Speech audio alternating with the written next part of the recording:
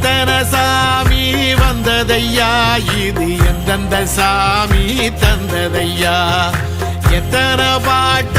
சொன்னதையா அத சுத்துற பூமி கண்டதையா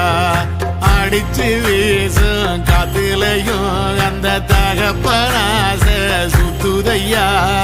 பிடிச்சு பூக்கும் விதையிலும் ஒரு வம்சத்து கதையே உள்ளதையா